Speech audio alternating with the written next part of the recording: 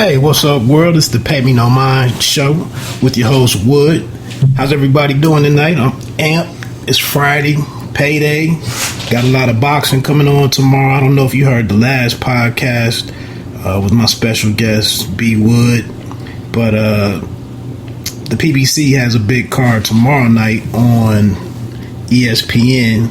I think that's its second. And there's also some...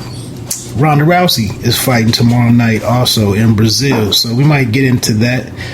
Tonight, we're going to discuss a few things. I'm going to hit a couple of current events. Also, I'm welcoming to my show my special guest, the younger B. Wood. This is my nephew. I got him on here. He'll weigh in on a few things, but I primarily brought him on to speak about, we're going to talk a little J. Cole.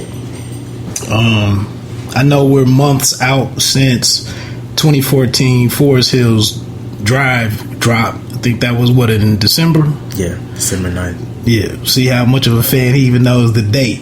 But back early December, J. Cole dropped his third studio album.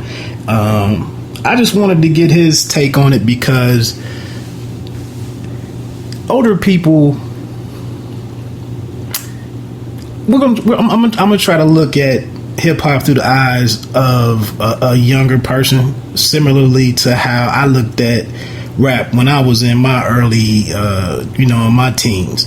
And so I think sometimes the criticism is out here of hip hop, but it's a lot of people that have grown with hip hop over the years, and now you're expecting things to be on your level, and you don't understand why the people that are out here in the front, you don't know why they're there, but it's because it's a new generation that's looking at this stuff, and that, and the music is being promoted and marketed and sold to them, and that's kind of how it runs down. I also said that I think now I'm just hitting 40, and some of the best people doing it are 3, maybe 5 years older than me, down to maybe 3 to 5 years younger than me, with the exception of maybe a Drake and a Lil Wayne. I'm not sure if either of them are in their 30s yet. Lil Wayne might be.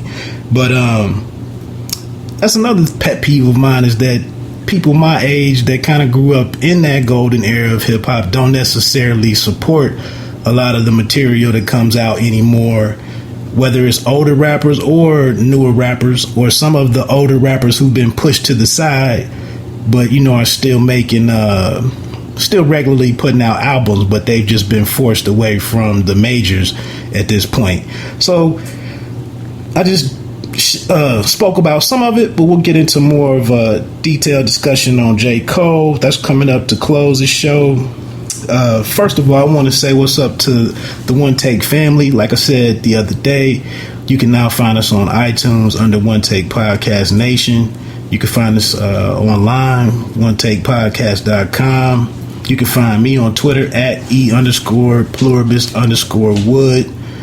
Nephew, what's your Twitter handle, man? You might have a young girl at school that might be flattered with your appearance here. At Bran Orion. All right, you can find my nephew there. We got a full house today, actually. I have my dog here, right on cue. But I saw Bobby Flay with one making dinner in his kitchen. Hold on a minute, we'll take a quick break. All right, well, we lost one. Apollo's no longer with us. Had to step away for a minute, but again, like I was running it down, you can find us online. Once again, my family. You're tuned in to a One Take. So again, this is another episode of the Pay Me No Mind show. We're gonna get into it. A couple early notes. Big news coming out of the Columbus Dispatch. Just came out, I believe Big Ten Media Day was earlier this week, and it was revealed that All-American defensive end Joey Bosa will be suspended for the season opener at Virginia Tech. So me and a co-host or a guest did an episode a couple months or a month and a half ago maybe, previewing the Ohio State Buckeyes 2015-2016 season. They are projected to go undefeated win the Big Ten championship game, and also probably be in the national championship finals versus Auburn is one of the more popular picks that I'm seeing, which kind of shocks me a little bit. But nonetheless, Joey Bosa won't be in that game. There's 3 other guys on there. I think 2 of them are running backs: Jalen Marshall, Dontrell Wilson, and wide receiver Corey Smith. So they won't be in uniform on September 7th down there in Blacksburg. They did not reveal they didn't specify the violations, but it was just violations of athletic department policy is what Coach Urban Meyer reported to the press conference, which was the Big Ten Media Days. This was reported in the Columbus Dispatch by Tim May, and this is just big because the Buckeyes didn't have many big games on the schedule this year, except for later in the season they have Michigan State, and then they close it out with Michigan, which is, traditionally a big rivalry game. We'll see what Harbaugh brings to the rivalry in his first year with kind of an undermanned team right now. So again, for the Buckeyes, they really only had Penn State in the earlier part of the season, or maybe the middle after the non-conference schedule wraps up. So this game now becomes much more intriguing and has some stronger implications on how the season could play out. Missing a player of Joey Bosa's caliber who, in the college game can make a big splash. So that's the big news coming out of Columbus. Moving along, it was just announced earlier today. I was reading on Variety.com that Roderick George Toombs, professionally known as Roddy Piper of the WWF, the World Wrestling Federation, he passed away today. He suffered a heart attack in his Hollywood home. And passed away at 61 years old. He was an actor, a fellow podcaster, amongst other things. He was inducted into the WWE Hall of Fame in 2005. A while back, we just lost Dusty Rhodes, the Nature Boy. So it was kind of interesting. Roddy was one of my favorite characters in the WWF, or performers, I'll say. I don't want to disrespect that man in his passing. But just reading the article just brought up names like Virgil. I forgot that tag team right there. That was kind of a bit of an odd matchup, but Virgil, the Iron Sheik. And I just always remember pretty vividly the altercations on the Piper's Pit from an extension of Roddy Piper. If ever you got that invitation to go up there, you knew it was going to jump off at the end of that. I do clearly remember him tearing apart the honky tonk. You don't remember none of that. You watch wrestling now? I know your father's a big wrestling dude. Okay. But anyway, the honky tonk guy, I can't even remember his name now, but he tore that guitar up on the backside of his head. So, I just want to say rest in power to Roddy Piper. Also, got a lot of other little news. I'm going to run through some of it. Russell Wilson got his 4-year extension earlier today.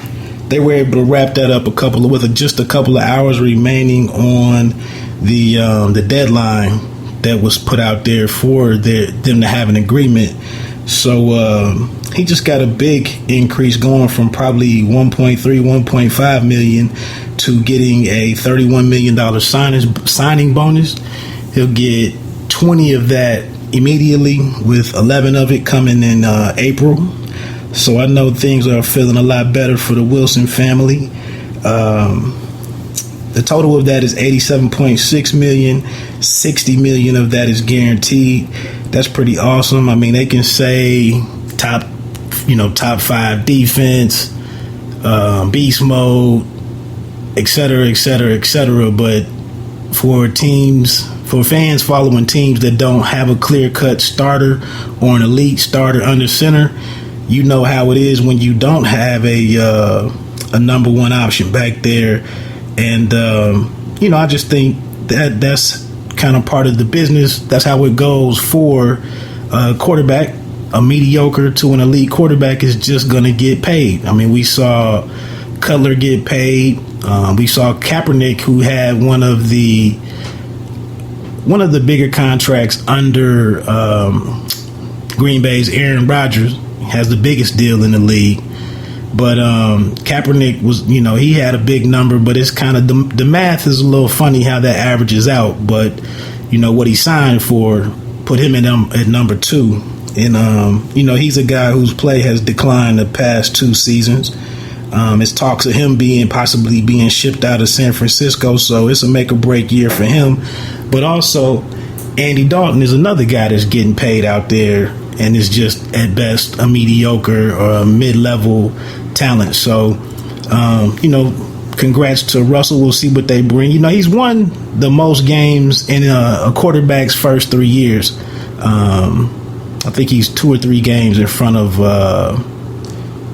Andrew Luck, but he's 8-1 in postseason games already in just 3 years.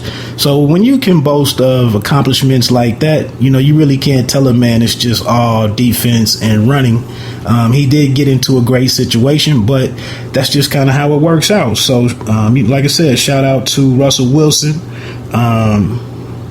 What else? Tiger Woods at the Quicken Loans National, showing some signs of he's a week or 2 late now, with the British Open wrapping up 2 weeks ago, but he shot a back-to-back 60s, had a 68 yesterday, 66 today at the Quicken Loans National. He's 5 under. He's in 3rd place behind Ishikawa, and my pick to win the British Open, Ricky Fowler, is number 2, and I think you got a couple. Well, you got 2 more guys tied at 2nd place, and then Tiger's coming in at 3rd. So we got those. What else we got here before I get into one of my main points? I already mentioned that Ronda Rousey is fighting this weekend. That should be exciting. You an MMA guy? Yeah. You like her to carry that one, or I just missed the ESPN write-up on it right now as we're looking at it. Sound like Chael Sonnen thought that the Brazilian girl has a chance. She looks pretty good. He was saying that it's going to be a pretty competitive fight. Right now, I'm not giving any woman a chance with Ronda, but it would be nice for it to be competitive. Maybe get into the 2nd round. Yeah, because after that last fight, she laid that girl out in at least 12 seconds. Right. So I don't know much else about that card. I'm more of a boxing guy than MMA, but of course, Ronda Rousey is always big time. So you got her tomorrow night. Before we get into the break, I just wanted to speak. I'll admit, I'm a Washington Redskins fan, been that way for the last 25, 28 years, maybe even longer than that. But big news for them today in Washington. They signed Junior Galette, outside linebacker that was just cut by the by the New Orleans Saints. They brought him in for a visit yesterday. I guess I don't know what the connection is with the agent, but McLuhan, the new GM down there in Washington, he was kind of fond of Galette. Obviously, this is a guy who's averaged 11 sacks a season, the last 2 seasons. He just had reached a big time deal with the Saints going into his 6th season. So I guess a video emerged of him hitting a woman with a belt and other people. So he caught a domestic violence case, and he was cut by the Saints. They still took the bid.